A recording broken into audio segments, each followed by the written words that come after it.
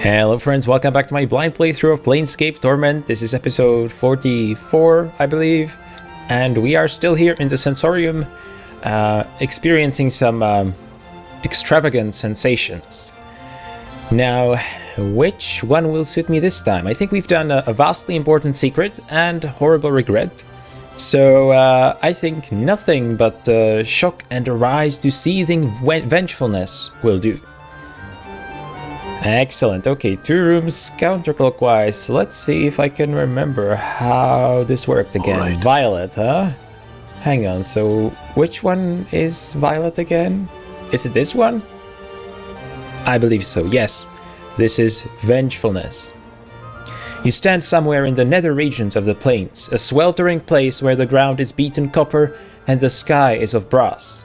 Here the bodies of sinners, petitioners in this horrid place, are rolled amongst iron brambles and bronze scorpions until their bones are fine grey dust. Ooh, starting off morbid today. You squint at the horizon, the bone dust rising with putrid-smelling gusts of wind that carry with them the sound of agonized moaning. There is nothing but flat, metallic landscape as far as the eye can see. The dust is everywhere, in everything. It stings at your eyes, coats the insides of your mouth with a pasty film. You spit, wiping at it with your finger, but it's of no use. The stuff's taste has fouled your mouth completely. You look down at the key in your hand, a minute platinum orb, and picture the man's face who solemnly swore to you the magical portal you just passed through, now gone, of course, led to the green fields of Bytopia. Someone, by all the powers and their proxies, was going to pay for this one. Okay, that one was on the shorter side as far as the extravagant experiences go. And of course, it seems to have awakened some long-forgotten memory in my mind, as everything in this game seems to.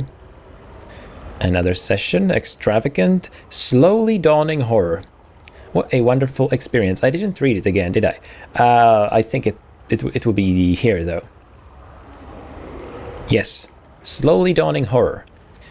How could it be? How good could it be, you think, regarding the burgundy liquid carefully? Across the table from you, the twisted old man smiles slyly. "Please, sir, try," he whispers, his hushed voice the sound of dry leaves blown over a roughly cobbled street. "Thou shalt find it more than lives up to thy expectations, I am sure." You nod at him and lift the crystal goblet into the air, watching the light play through the crimson liquor. You'd come a long way for this drink, searched long and hard for this old man, and you'll be damned to let anything rush you now. The moment was to be savored. You raise the glass to your lips, inhaling the stuff's aroma. The bouquet is light, sweet, intoxicating, almost dizzyingly so. You've tried countless drinks, written tomes about them, their flavors and smells, means of manufacture, in your journeys across the plains, but this stuff was supposed to be legendary. No living man you'd found or heard of had tried the stuff. The stories were ridiculous, nothing could taste quite so good. But if there were the slightest bit of truth to them, this would be some fine liquor indeed. If you can't tell, I'm absolutely loving the way these stories are written, and I'm really enjoying reading them. I hope you guys are enjoying them too. At last you drink of the goblet, a cautious sip. Incredible! Indescribable! As the flavor washes over your palate, you fight the urge to shudder with delight. Nothing you have tried in all your long years has tasted quite like this. You look up at the old man, startled to find your glass empty. You had drained it all in a single draught. You wipe your eyes with the back of your hand, not entirely sure when you had begun to cry. Where is this going? Tears of joy, eh? The old man laughs softly. Quite pleasing to the tongue, is it not? Wouldst thou like some more, perchance? He smiles at you once more.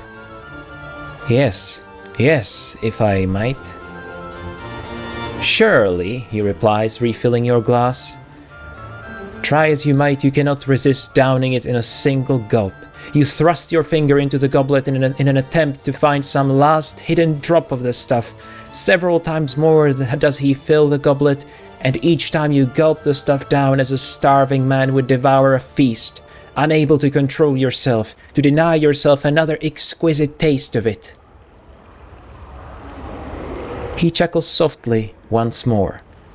A drink such as this? A man would do anything for it, no? You nod without hesitation. Yes, a man would. Looking at him, his sly smile suddenly takes on a whole new meaning. A sense of horror begins to creep over you, even as you begin to yearn painfully for more of the blood-red liquor. Yes, yes. The old man grins, his yellow eyes gleaming. I know where this is going.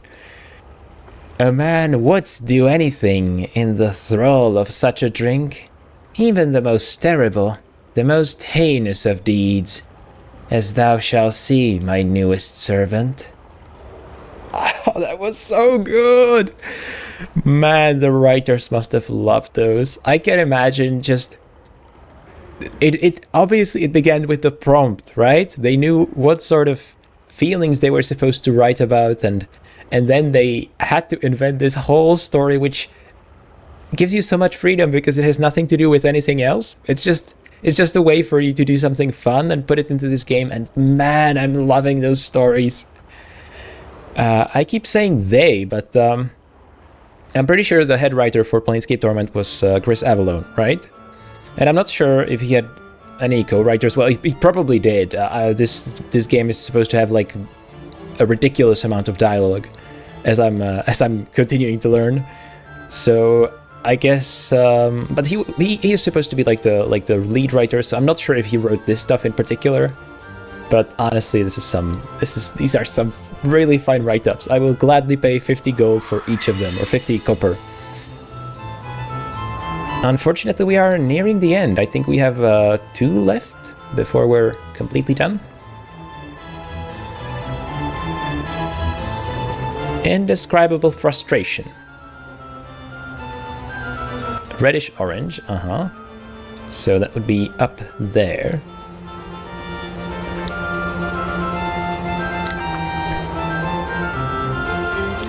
You can see it now.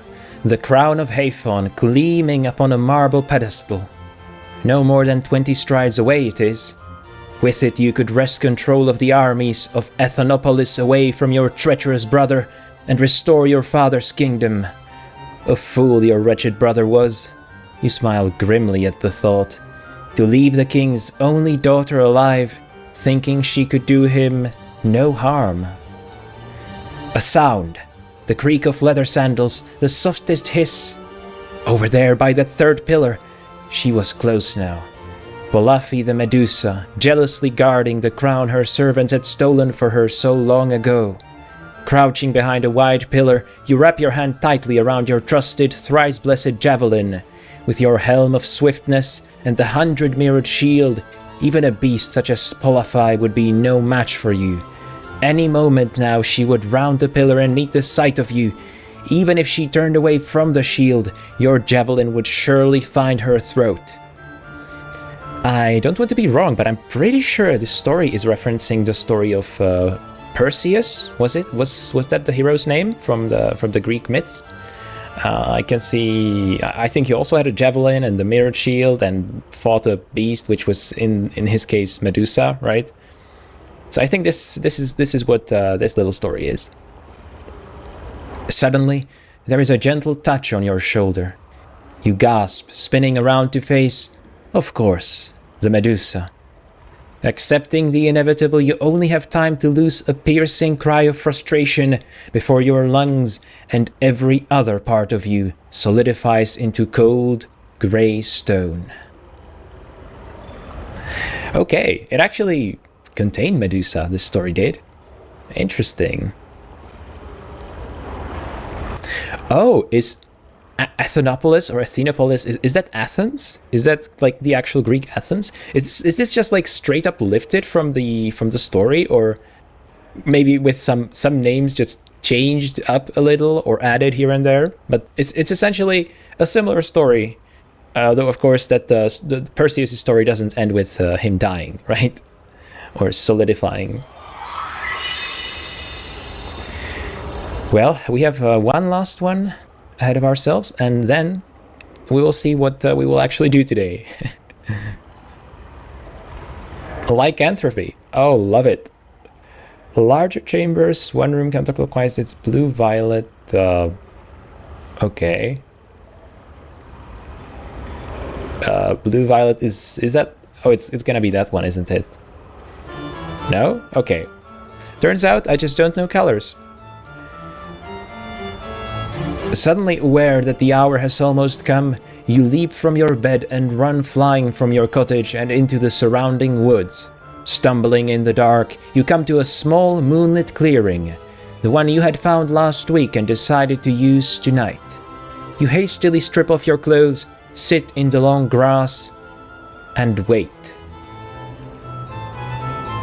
You close your eyes, listening to the steady chirp of crickets, the throaty croakings of bullfrogs in the nearby creek, the rustle of the grass as the wind caresses it. So onomatopoeic, I love it. What would someone think, seeing this through your eyes, experiencing this moment, and what was next to come? Soon you would travel to the city, find a cleric to rid you of the curse. But for now, you may as well make the best of things. You rub your hands together with anticipation, grinning like a bearded, fire-haired giant of a madman, sitting naked and alone in a forest clearing in the dead of night. A prickling sensation runs across your skin, and your senses sharpen dramatically. You breathe in through your nose, inhaling the scent of everything around you, the damp earth, the sweat on your cast of clothes, the opossum clinging fearfully to the tree behind you. You open your eyes and look down at your forearms. The faint moonlight reveals the slightest quivering across their surface. But in moments, the flesh begins to ripple impossibly, tufts of thick brown fur sprouting forth. With a grisly crackling sound, like popping joints and grinding bones, your back and shoulders begin to hunch and broaden. Uncomfortable, but not quite painful. Your muscles, your entire body mass doubles, triples in size, and continues to grow. Still fascinated by the transformation yourself, you watch as your fingers wither away to nothing, hands swelling into meaty paws from which burst fur and massive black claws. The night seems to become brighter as your eyes transform, become accustomed to the darkness. A wide muzzle comes into view, and you touch your wet, snuffling nose delicately, chuckling to yourself. Next time, you think, you'll have to stare into a mirror or pond as the curse takes effect. Watch your face warp and change, losing its familiar shape to become a bear's. Interesting, okay. A bear's. Soon it becomes difficult to concentrate upon anything but your more basic urges. Food would be good right now. Yes, food. Perhaps you'll get lucky and find a nice fat catfish in the creek. You rise off your massive haunches with a huff and begin to amble through the trees on all fours, heading for the water's edge. And that is the last of them, unfortunately. Oh man, I really love these. I hope we get something more like this in the game. Some just short stories that have nothing to do with anything and are just written purely for fun, you know? Well, now for Planescape Torment. So what did we do last episode? Not much, actually. Lady Thorncombe seems to be addicted to sensory stones, preferring to spend her days sampling others' experiences. Yes. I wonder what I could do to convince her to teach once more. Well, first things first. You guys have become kind of frustrated with me not opening the steel box that I have in my inventory somewhere. Don't tell me I lost it. And I completely understand. Apparently I should just really open containers from my, well, not containers, just interact with things from my inventory, because when you open a container, the interact button isn't actually there on the thing, which is strange, but it's very good to know that. So now that we have the steel box, hopefully we can do something with it. Now, I'm not exactly sure what this is going to be. Let's just read the description, even though I've probably read it already. This sturdy steel box has a thick leather handle on the top, but there's no apparent way to open the thing. It appears to be welded shut. There are a number of very narrow slits along one side, though you can't quite see into the box through them. A sickly sweet, rotting smell wafts out from the slits. Oh boy. Talk to item. Sure, talk to item, let's do that. Oh, okay. As you examine the container more closely, it shifts slightly in your hands. Something's moved inside it. There's a man's voice from within. "Ho there! Is someone there by chance? My name's Mertwyn. Anyone? Hail!" Yes. Mertwyn, you say? Now hang on, let me just refresh my memory. Mertwyn, huh? Oh, come on, I've heard the name before. Where is it? I was sure I would find it somewhere here in the journal. Okay. Yes, greetings. Thank the powers! Have you seen my body perchance? Oh, it's the guy with the head. Yeah, of course. I was like, come on, remember, dude. It hasn't been that long since I've heard the name. Of course.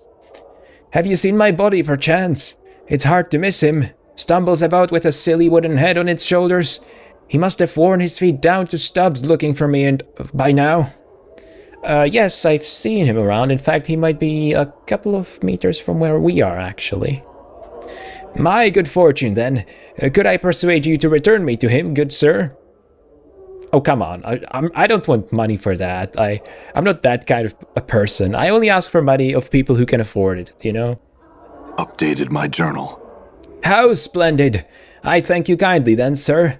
If you don't mind, now we'll hold off speaking any further until I'm with my body again. But I had some questions, though. I'm sure you do, sir, coming across a severed-speaking head locked in an iron case, but it will have to wait. Very tiresome being separated from my body, you see. My humblest apologies. Okay, I'm calling it now. This guy did this to himself voluntarily, because he's a sensate and wanted the experience of being separated from his body. That's what I'm going with. That's my theory. Which is about to be proven correct or incorrect in about 2.3 seconds when we find... hang on. Where is he when you need him? Oh, there he is. Mertwyn the Headless. Let's zoom in a bit on him, okay? The beheaded man is still lurching about, bumping into walls, pillars, and the like. His false wooden head rocks precariously on his shoulders as he shambles to and fro. This must be Mertwyn's body. Yeah, whatever tipped you off, nameless one. Mertwyn's voice suddenly echoes from within the steel box. Oh, there it is. That's my body. Say there, old chum. Over here. The body shuffles towards you, reaching out towards the steel box containing Mertwyn's head. Allow Mertwyn's body to take his head, sure. My journal. Ah, much better. I thank you, good sir. I imagine my body here was getting a bit restless without me. The body hugs the steel box tightly. Yes, I missed you too. The body tucks the case under its arm and bows to you. And as for you, good sir, you certainly deserve some sort of reward for your trouble. Let's see what I've got now. The body fumbles about in its pockets and finding nothing there, in its tunic. Finally, it presents you with several handfuls of copper coins. Okay, I still have some questions though. 200, could have been worse. Certainly, ask whatever you'd like. Well, how'd you end up the way you are? I'm not sure, really. The body set me down in one of the lecture halls, and the next thing I knew, someone had absconded with me. The next thing I remember was being picked up by you. Okay, sure, but that's not the whole story. How come your head is separated from your body, you know? The body stiffens visibly. Oh, we don't like to talk about it. Quite horrible, really. What's past is past, no need to dredge it up. Though I will say I'm in the box because my head's not quite as presentable as my body, if you get my meaning. Ah, okay, so it was not a sensate thing. Okay, at least he's not a complete lunatic.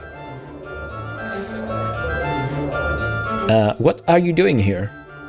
I mostly amble around the fest hall. You know, lumber here, lumber there.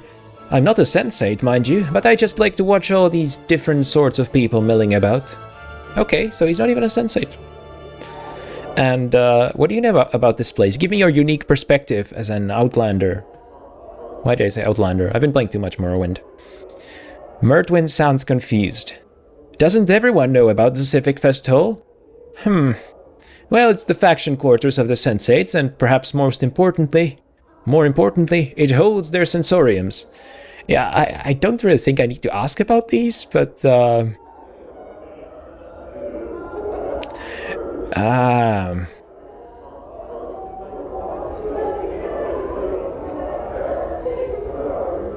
Society of Sensation. They race around trying to experience everything, figuring they'll eventually tumble onto some great dark of the multiverse should they keep it up long enough. I see. I wanted to read this just to make sure I wasn't missing anything, because, well, most of the time you hear basically the same information, just presented in a particular way based on who you're speaking with, which, depending on the person, may or may not be worth asking. But yeah, this time it was pretty much just the same info, nothing really unique about it that I have noticed. Okay, statistics screen. Level up. We are a mage level 8, believe it or not. And we are about to move on. Another characteristic point. 4 hit points gained. Should I keep going for wisdom? I seem pretty wise already. But I possess exceptional wisdom and willpower. Wow. And this is fun. Your charisma surpasses that of mortal men. Your presence is such that many would lay down their lives for you. Thanks. I guess I'll try to get my wisdom to that level too. Your wisdom is of heroic proportions. I don't know what is heroic about wisdom, but sure, I'll take it. Now, I think it's almost time to leave the Civic Fest Hall, but before I do, let me just see if I have any loose ends here.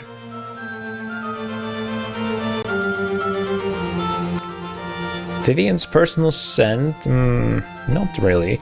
So yeah, I should go to Delora to return the keys to her heart, sure. Actually, I could go to the brothel, but I still haven't found Mort, you know?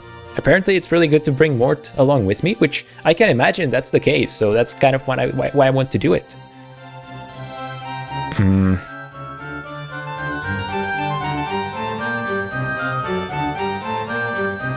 Now this quest doesn't even tell me where I met Pestilent Kiln. I don't remember. Somewhere around this quarter. I've agreed to fetch a man named Malmaner's Dustman costume from the tailor in the clerk's ward. Okay, I could do that, actually. I could do that right away. My inventory is getting cluttered up again, with all sorts of nonsense. Usable only by Gitsarai. Well, I guess I'll give it to him then. And yeah, we should probably sell off all of this nonsense. Just so I can free up some spots in my inventory, so all right. I guess the first stop would be the tailor then, which I believe lives somewhere around here. Was that right? Let me just get a refresher on the map. Undersigil. Ah, that's right.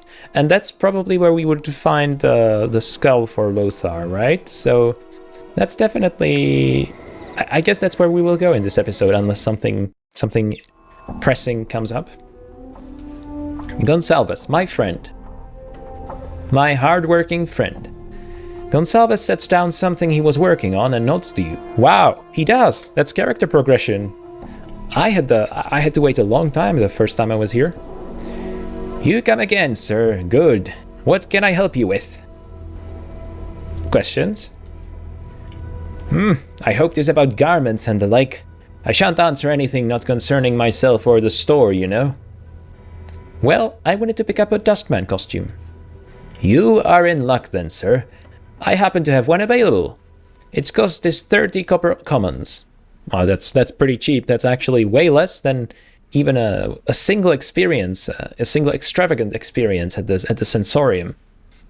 Goncalves takes a set of neatly folded robes from under a counter. Here you are, sir. I would warn you, though, if this is for the upcoming masquerade of Lord Eard, many folk are already attending as dustmen. Lord Eard, or Eard? Eard, let's say Eard. I'm gone. I don't think I've heard of him before. Hang on, what am I seeing here? Finam the Linguist's home? There's a linguist around here? Let's go to them. I don't think I've been there.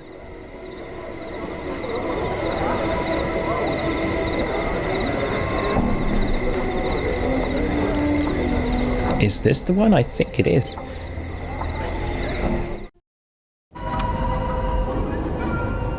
Finam the Linguist. No, it is not here. Where is that book? Huh. Yeah, I must have completely missed the place. I'm gone. What's here? What are you hiding around here? Not much, it seems. Well, this short, scholarly man, a tight, nervous frown on his face, looks you up and down. Greetings, I am Finam. I must beg your pardon, sir, but I care little for guests, invited or otherwise, so unless you've business with me, I would ask you to leave. Questions? I would have you know that I am a scholar and a linguist, sir. While I shall happily entertain any questions regarding my field of study, language and the like, I can be of no help to you in other matters. I have a million questions. Why are none of them listed here? Hello? There's a bug here. This has got to be patched out. Well, that was extremely disappointing. And in retaliation, I will do this. I will try to rob you and see if you mind. Right, got it. And I will take your gold bracelet for myself. Good sir. Now, what is this, though? There's something I can interact with. If my companions will get out of the way. Done. There is an urn atop this small cabinet full of ashes and charred bits of bone. Etched into the base of the urn are the words, Finn Andli, beloved husband, father, and scholar of 100 languages. That is impressive. Stories bones tell. The ashes seem to stir faintly as if moved by your breath. A faraway voice whispers up from within the urn. Why have I been summoned to these ashes? Cold and grey as the heart of a hag. To answer some questions, spirit, since this guy doesn't seem willing to do that. Ask then, so that I might return to my most quiet thoughts. Who were you? I was Finn, a linguist and scholar. I was murdered by a student of mine. Murdered, so that I could not teach another the language that I taught him. The tongue of the Uyo. It was one of the rarest in the multiverse. I knew of none who spoke it, save myself and that one damnable, murderous student. Well, Finn, you say? That is suspicious. First though, I gotta ask, what's the point of knowing a language which only 2 people in the world speak? Yeah, I get that it's scholarly curiosity, but still, the purpose of language is to communicate, and if there's no one to communicate with, well, it's really gotta be just the scholarly interest that keeps it going. Unless, in this universe, language can also have some sort of a power. Like, by its very nature. You know how in medieval times, Latin was like the not only an esteemed language, but it was also ascribed almost mystical properties, like certainly by some of the peasants who viewed it as kind of a mystical language. So some people thought that the use of Latin itself was just had almost like magical power, right? So I'm wondering, could this be true in this universe? Because if that were the case, there would be a very strong case to be made for learning a language like that, even though nobody speaks it, you know? Well, Finam, what do you have to say for yourself? Well, nothing, apparently. And he's looking for a book, huh? Okay, well... So first of all, is this guy the student that murdered Finn? Could be. Could be the case, but... Why is the master here in the urn? It doesn't make a lot of sense to me, honestly. But let's just entertain the hypothesis. So this Finam murdered his master, who is here in the urn for whatever reason, and now he's looking for his master's book. Except the book is not here, apparently.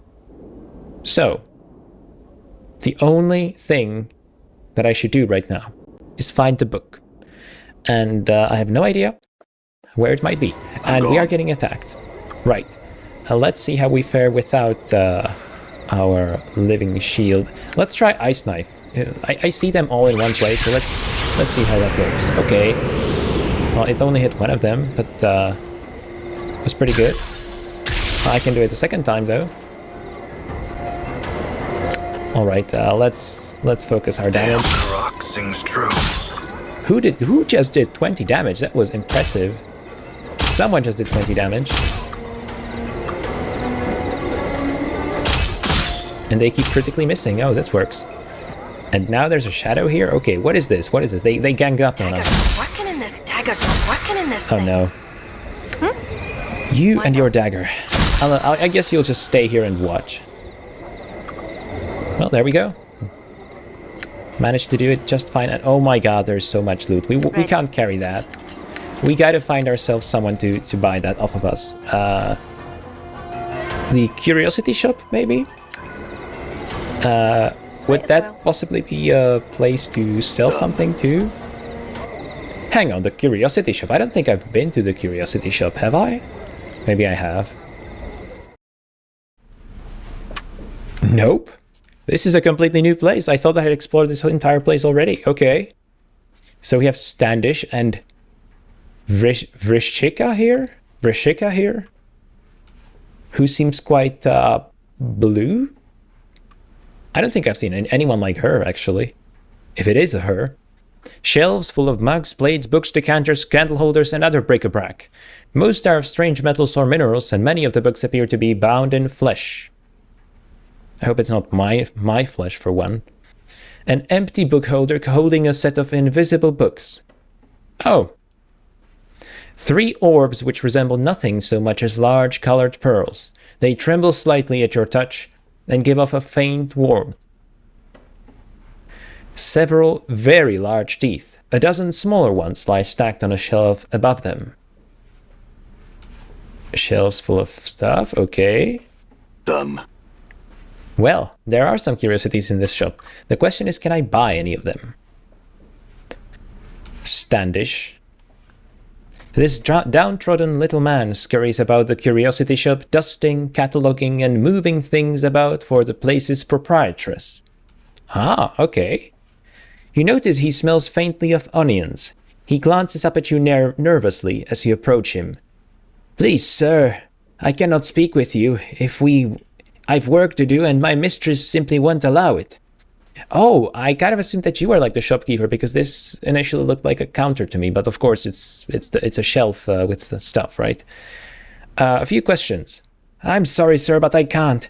Please leave me be before my mistress notices me talking to you. Your mistress being the blue lady? The little man nods. Yes, Mistress Vrishika. I am Standish, her servant, her slave. I committed a crime and was sentenced to slavery, then purchased in the lower ward like many of her slaves, most of whom she keeps at her manor. Now please, I beg of you, leave me be or she'll become angered and beat me unmercifully. Well, okay, we wouldn't want that. Farewell. I already don't like her. But she looks cool. She looks cool with the color and all, so let's keep an open mind. This sharp-featured woman's appearance is attractive, though somewhat disturbing with her blue-black skin and bright yellow eyes. As she examines you, a small pair of bat-like wings unfold from her back, then seem to settle back into her skin. Okay, what is she? She narrows her eyes. You're the scarred man who's been going around asking all the questions. She looks you up and down. You sure look lost. Did you want to come in really, or are you just casing the place because you have nothing better to do? Busted. Because Vrishika, she indicates herself, can help you. Well, how can you help me? I travel and trade extensively. I hear a great deal, I purchase a great deal, and I own a great deal. Perhaps I can make you a great deal. Is there anything that you desire? Well, after the unfulfilled desire lady, I'm kind of allergic to that question. Sorry to say. Well, let's see. What do I desire? Perhaps answers to some questions? I'll entertain any questions about the merchandise, but I'm not going to be drawn into one of your famous 20 questions about anything around the spire. Understood? I always love it when a game calls us gamers for doing stuff like that, for exploring all the content. Well, to put it politely, what are you, Vrishika? Vrishika sighs loudly. An alu fiend, a half-demon. My mother was Tanari, a fiend, and my father a great king of mortals. Such a rude question. But then you're rather rude-looking yourself, aren't you? Well, I guess so. I can't really. I don't have a good retort to that. Tell me about this place, at least. What you see within this shop is the result of much trading and traveling across the plains. She makes a sweeping gesture of the shop. Weapons, charms, and other specialty items are for sale here as well. Everything that is rare and oh so exquisite fills this emporium. Your needs, I sate them. Well, okay, let's see your merchandise. I guess that's the only option I have left. Would you care to examine the weapons and charms, or some of my more exotic acquisitions? Well, actually, let's start with the exotic acquisitions because they sound more expensive and I might not have enough gold left after all the weapons and charms, so... Whoa! Vrishika smiles as you look at the various shelves in the middle of the shop.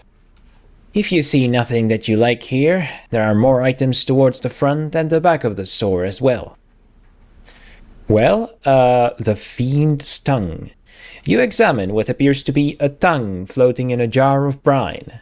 Vrishika frowns at it. This is a fiend's tongue, a Cornugon's, I think, but who really knows?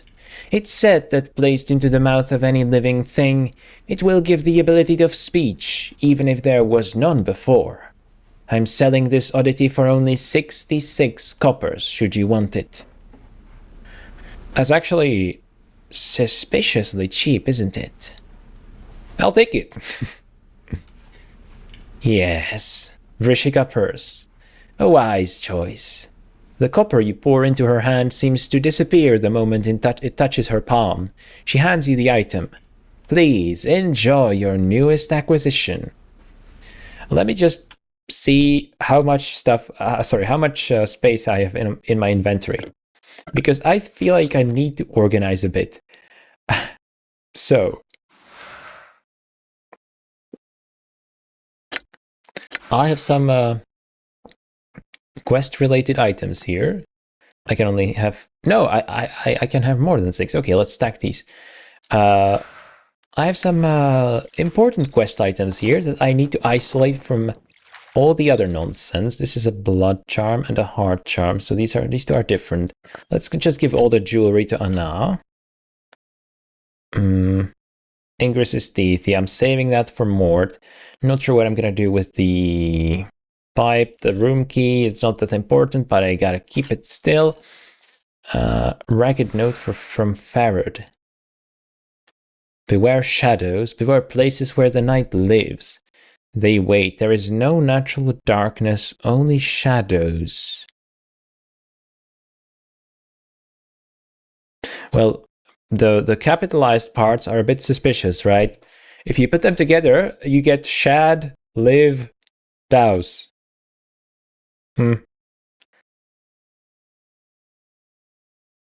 Unless you include all the capitals, really. NDOS DOWS. If it's a coded message, I'm not really seeing it. Well, I think we have enough space for a bunch of stuff now. So Vrishika. Yes, I am. Let's buy exotic items. The Goncalves.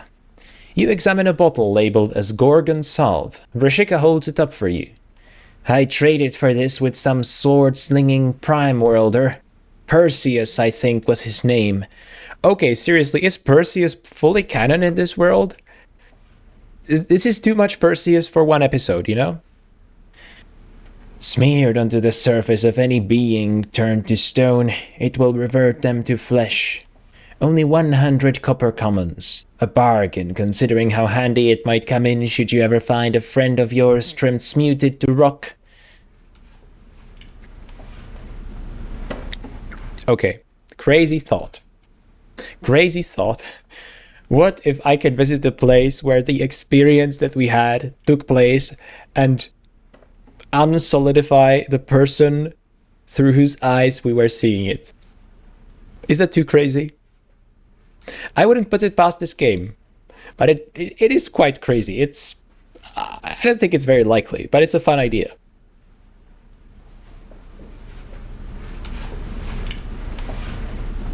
How much was it again? 100 copper commons? I'll take it. Yes, Vrishika purse. A wise choice. The copper you pour into her hand seems to disappear, of course. Will I buy all of them? I suppose I might, if they're all this cheap. I'm more worried about cluttering up my inventory, actually. But you know, the next thing on our list of tasks to do is sell all the jewelry, so that might free it up some more. Examine the metallic cube figurine. You examine a small metal replica of a cube-like creature with huge eyes on one of its faces. Cube-like creature with huge eyes on one of its faces? The toy has 2 legs, 2 arms, 2 folding wings, and at least 18 points of articulation. Vrishika smiles as you pick it up. A collector's item, perhaps, or a piece of artwork. Who knows? But I like it. If you do buy it, ask around. Someone might know more about it than I. You can have it for only 1,500 copper coins. What the fuck? 1,500? Okay. Oof. Let me see the other things. The monster jug, maybe. Wow, that's quite the price difference there between the artifacts. You examine a plain-looking jug. Despite its common appearance, you feel reluctant to touch the thing, as if it might bite you. Vrishika watches you, chuckling, then shrugs. It's a jug. It's got some sort of monster trapped in it. That's why your hair's prickling up like that. If you'd like it, it's only 123 copper. That's suspiciously specific. But sure, why not? Look to the front of the store. Oh my god, there are so many. Oof. Okay. Well, I think let's maybe not do everything right now. Let's just pick, right? So, Diva steers sound important. Who was Diva again? That was a name that we've heard. Elixir of horrific separation. I would prefer something to undo the separation between Mort and the rest of my party, but I don't think this is what this elixir does. Codex of the Inconceivable sounds interesting, though. You examine a rather unassuming book held closed by a tiny brass lock. That, Kuzvrishika, is the Codex of the Inconceivable. I'll only say that it's just, well, I cannot explain it. Mere words simply won't suffice. You can own it yourself for a mere 1,000 copper commons, and believe me, it is well worth it. Well, I am tempted to believe you, actually. All right, I'll take it. Yes, Vrishika purse. Well, I don't want to spend all my money here. Let's maybe take a look at the weapons and charms, you know? Can I sell stuff here? Hang on, I'm the wrong inventory again. What about the abyssal pipe? Invokes cloud kill. Okay, I guess I'll keep it then. The bandages I'll keep too. Tear of Salierude? Permanent +1 to Constitution, usable only by lawful good characters. Oh, that's right. Interesting. Well, will I become lawfully good? I don't think I will become a lawfully good character. It's not the good part I'm worried about, but maybe not lawfully good, you know?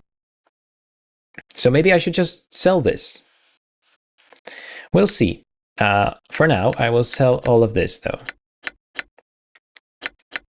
That should set me up for another artifact or two, hopefully. Whoa. Okay, that's actually quite a lot of money. Cranium rat charm. Not really, no. So, okay, let's see what you have. Thrice blind charm.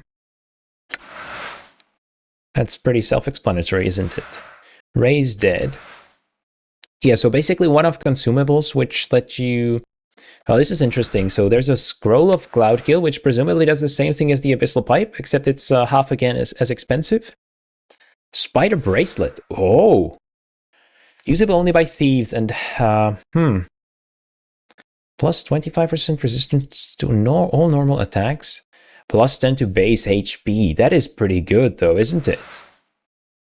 That is really good, actually. Heart of the Foster. Minor artifact summons the So Mean. Usable only by evil and neutral characters. This strange object is said to be the Heart of the Foster. According to legend, the Foster was a sorcerer who built his empire upon the plain of Shale many centuries ago. He was rumored to have 3,333 hearts, and each of them carried in it a different evil he had committed in his lifetime. Oof, an impressive collection. One of the evils he committed was the discovery of how to summon the Somian and bind them to his will. It is said that the Foster was carried away by these beasts after he invoked them against some ancient foe, leaving only his hearts behind. According to planar scholars, the Somian are fiendish horses, said to have been born from the blood of the last of the Nightmare Lords. Fiendish horses, huh? They're not so much flesh and blood as an abstract given substance. They come to anyone who seeks revenge and bind themselves to them. Oh, okay. Weren't there like goddesses of goddesses of revenge or vengeance in Greek mythology as well? I think there were. I'm not sure what their name is in English, but these horses sound interesting. They were born from a great treachery at the Gloom Meet, the time when the fiends gather to speak to the others of their kind. The nightmares ride the skies to gather the fiends to this meeting, acting as messengers. While the fiends saw the nightmares are helpful, convenient allies, They had grown tired of bartering with the last of the Nightmare Lords for his consent to use them. So the fiends called a gloom meet, only for the purpose of killing. They lured the Nightmare Lord there to kill him, and when he arrived, the fiends set upon him. He besieged the other nightmares for aid, but they only watched, their eyes aflame as their lord was attacked. The fiends tried to put him in the dead book. They scattered the earth with caltrops covered with the foulest poisons in the hells, hurled barbed cold iron spears and a league wide into him, and when he tried to take to the air to escape, they turned the sky alight with magic, blinding his eyes white. They struck at him with everything in their hateful arsenal, but no matter what they struck him with, he was too proud to die. They hounded him to the edge of the Outlands, firing their cruel arrows and spears into him, until he staggered into the hinterland mists and died there. Or so it is said. It's said that as the Nightmare Lord stumbled into the mists of the hinterlands, his dark blood left a steaming trail across the landscape. Wherever his blood fell, the Outland itself cried out, wailing like a banshee, uttering the cries the Nightmare Lord would not. Less than a year later, the Somian rode from the hinterlands, seeking out any nightmares and fiends where they could find them. Their cries were the same as had risen from the blood wounds on the Outlands, and their minds were focused solely on revenge. It is said that gripping the heart of the Somian and wishing harm upon another will cause them to appear. The Somian will answer the user's call, then fade into the mists from which they came. Holy shit. Read an item description and get an entire short story, and what an awesome story, too. Holy shit. Okay. Man, I will have to come back to this in my own time to really let it sink in, but wow, I want this item just for the item description, honestly. But it does cost quite a lot of gold, and I guess I'm a neutral character up until now, I think, so I could theoretically use it. What would I use it for, though? So I could summon the Soulmean, right? Like, why, though? I guess just in combat, I would do it to summon them to help me take on a difficult boss.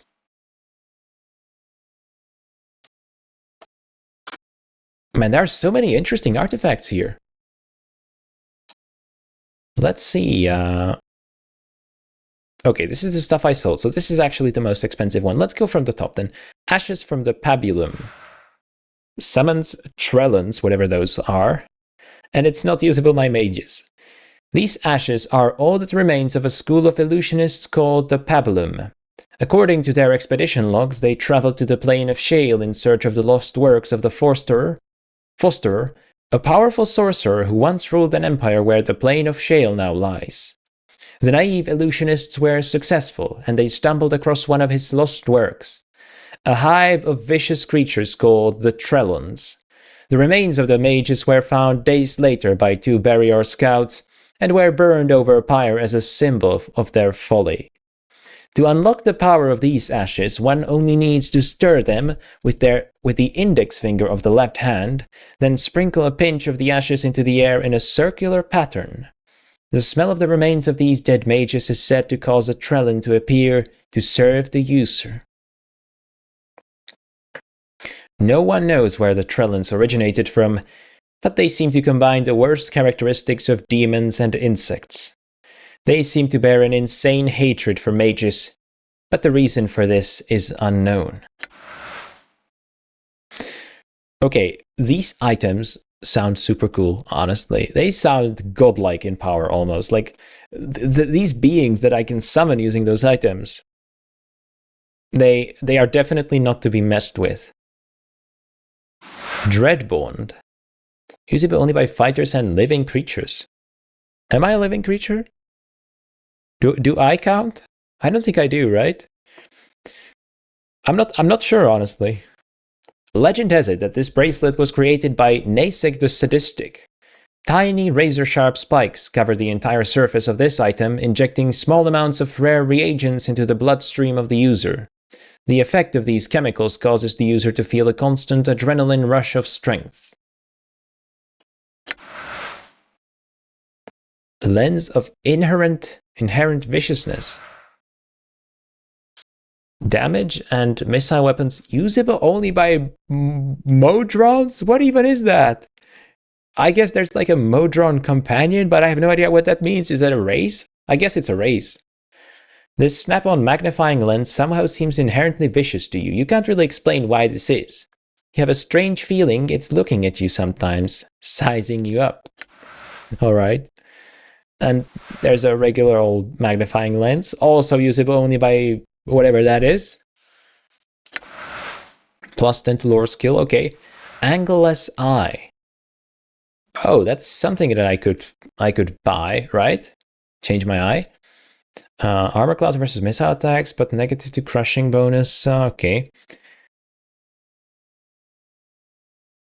Although the eye dulls the wearer to colors and sight, it increases his awareness of angles and shapes, giving the wearer greater accuracy with weapons and giving him a greater chance of dodging incoming missile attacks. Furthermore, mechanical traps stand out to the wearer's vision, making it easier to spot and disarm them. The user becomes more vulnerable to crushing attacks, however. Some of the fragility of the glass eye seems to be transferred to its wearer. That's kind of a poor explanation for that, but sure. And that's the divine sensor, of course, for raising dead. Okay. Excuse me? 10,800? What? Hammer of comminution? Okay. Research reveals that this is a formidable weapon indeed. Far superior to a normal sledgehammer, this warhammer, also called the Hammer of Comminution, delivers a devastating strike that not only inflicts crushing damage, but also fractures any surface it contacts, whether bone, metal, or wood, inflicting extra damage, and if the victim survives, it also softens him up for the next attack. The Hammer of Comminution was used extensively by Enote, a Doomguard priest, in 14 EU? Well, I am guessing EU doesn't stand for the European Union in this universe? Come to think of it, I actually have no idea how time is counted in this world. A philosopher who was prone to violent mood swings while debating theology, he was known to espouse the virtues of the hammer as a means of furthering the decay of dead matter. Whether or not what he struck with the hammer was dead or alive before the blow is open to debate. A philosopher indeed, huh? Well, I can see that I could easily spend all my money and more here. Let's check out the artifacts I've bought already, though.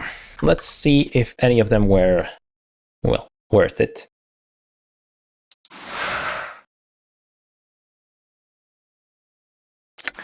Okay, I guess, yeah, this is just something to use if we ever come across someone turned to stone, which seems quite specific as a situation. Okay, well, maybe let's try the monster jug. This is a heavy, plain-looking metallic jug with a hinged stopper.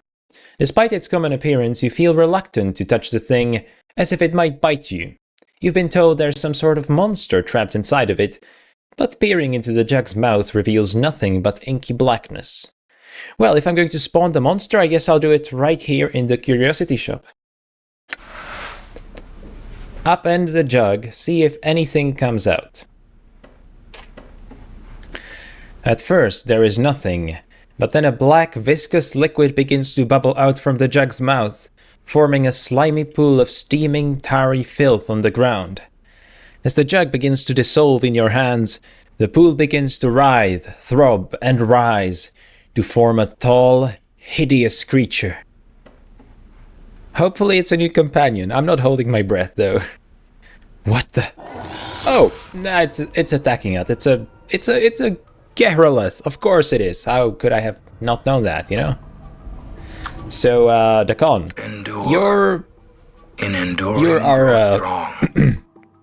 you're our most resistant guy right now, so I will try to shoot it with spells or something. Maybe I'll do Blood Bridge to give you some of my HP. Oh, it doesn't really seem to work, no. He's going after us. Oh, no. No, he's going after Anna. Okay.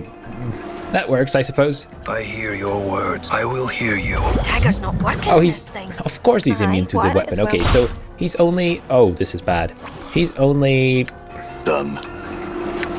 not resistant to magic. I guess we'll do... I'm not sure if Fist of Iron will do the trick. I will just be able to punch him, but that's actually a normal attack, isn't it? Scripture of Steel. All saving throws, that could be good, but I feel like I really need to send some bullshit on this guy, you know? To damage him. Did not really work out, did it? Well. Elysium Steers. 1 target per meteor. Uh-huh.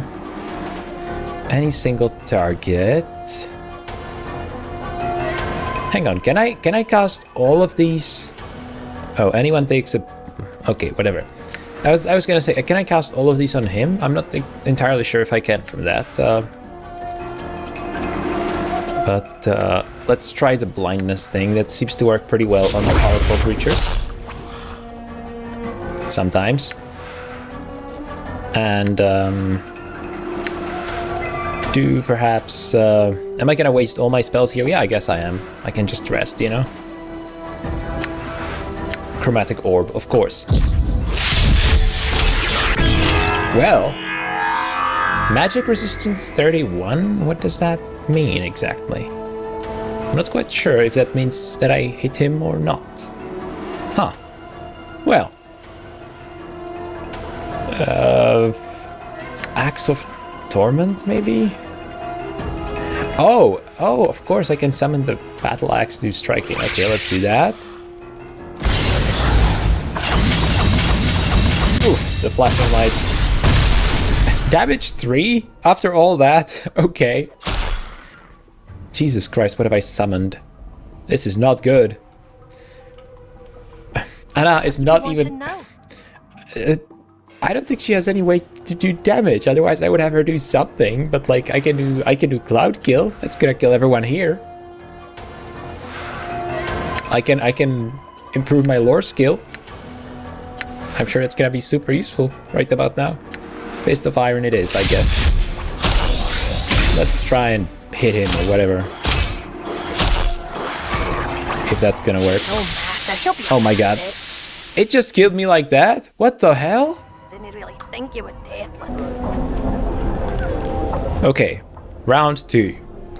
I have when I've gone into my spell book to learn some, well, not learn some new spells, but whatever you call it. I have some new spells. Anna is still useless, but I'm confident that we can do some more damage this time. I'm not confident that we can take it down. All right. But we will, of course, do our best. Dakon, you are on the front line right now, okay? Now I will do a Chromatic Orb. Twice, maybe. Oh my god, he's getting wrecked. This is not going as I pictured it, honestly. Oh. Well. Damn it! This is not ideal. Magic resistance 32. Okay, but it's completely immune to physical damage, and it's also got a crazy magic resistance. So what can I do here? Like, what can I realistically do?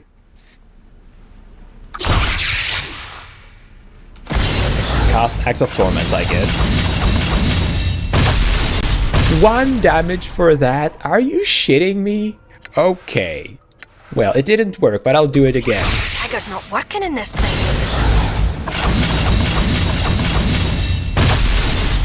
It looks really epic, but it didn't even take damage this time. Okay. Sure. Okay, I see what's going on here. I should not have summoned the demon, is what you're telling me. And you are right, of course.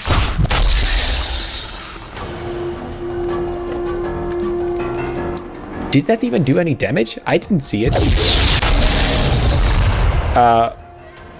Hang on, why are these two annoyed at me? Did I accidentally... Oh my god. What the fuck? Okay. Well. That's one way to do it. Okay. Endure. Okay. This time, let's try and make sure that I don't hit them accidentally, maybe.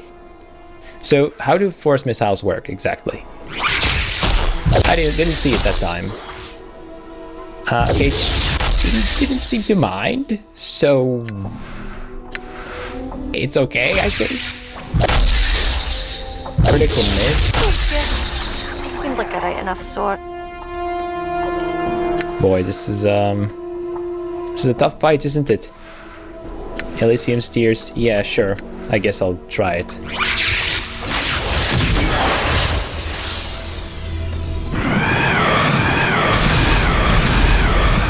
Wow, so much damage. It's better than anything else I've tried, so Dagger's not you know. working in this thing. I gotta know. So if I die, does the creature's health actually reset, or does it stay down? So I can like wear it down eventually after a couple of rounds of me dying and getting resurrected. It'd be useful to know. Dagger's not working in this thing. Excuse me, sir. We're trying to have a fight here.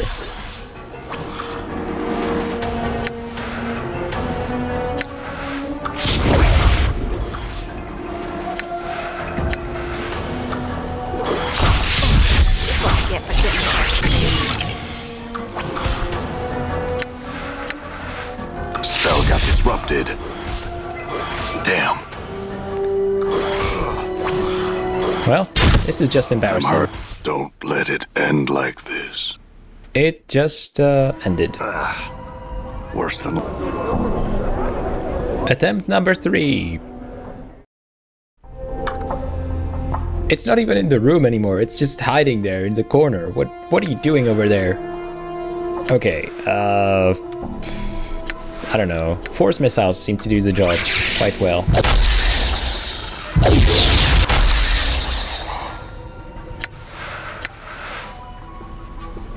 Endure. Enduring grow strong. Oh no, I missed the chance to use it the second time. Okay. I feel like the ice knife doesn't work. How does this spell work? I feel like it always flies past it. I thought it was supposed to like hit it and spread something on the ground. Guess I gotta read it again. Yeah, Seems true. seemed like a right enough sort.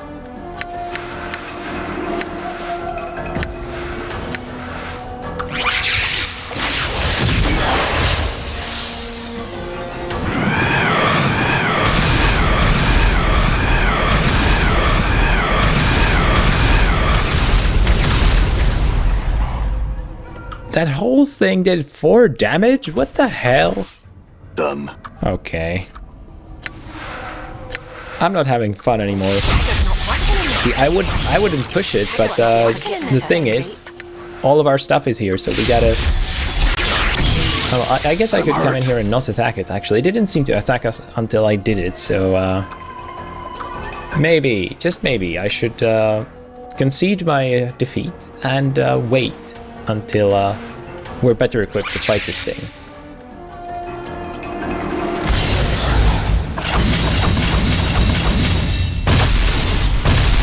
I'm not sure if it always regens its health points, but if it does, this is all pretty pointless.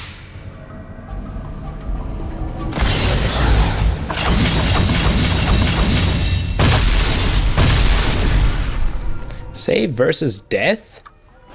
Okay. I think we're getting somewhere, actually. I think it's ready to die. It's not dying for some reason, but I guess it has the ability to resist death, which is pretty handy. Don't let it end like Unlike this. us. Round 4. Well, let's start off with the strongest bullshit I have, okay? Because I'm tired of this.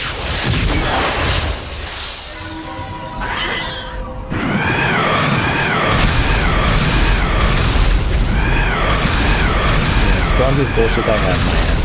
It does 1 damage. 1 damage each hit. Force missile.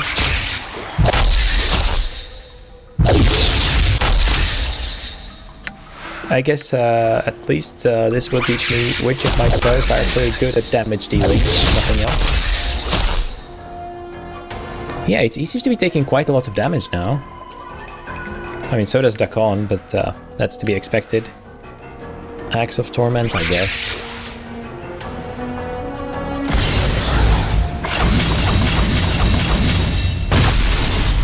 Oh, yes. That seems It like took that 8 enough damage from that?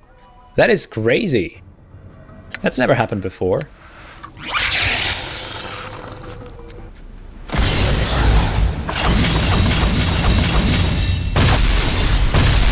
And it took 1 damage this time, of course.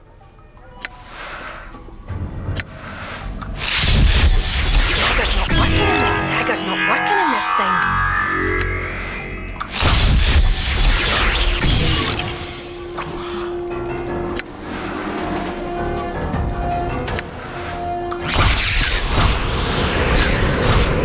That's what I get for getting into. Oh my god! I killed it. Somehow. Well, was it worth it? Absolutely not. We'll see. We got a not charm from that? Excuse me? Invokes strength. This charm is made from a small piece of hemp knotted into a loop. No matter how much you study it, however, you cannot seem to figure out how the knot was tied. Okay. A rush of strength, and that's what I get for that? What the fuck? I got scammed there. I guess the experience is nice, but I definitely got scammed by this lady. I mean, she did say she was selling me like a demon in a bottle, and to be fair, that's what she sold me, so I guess it's not a scam, but I'm not a satisfied customer is what I'm trying to say. Oh my god. Well, that was definitely an experience. I hope you enjoyed this episode. In the next one, we will try to make some progress at finding more, but it won't be happening in this one because this one is over. Thank you very much for watching, and I'll see you next time.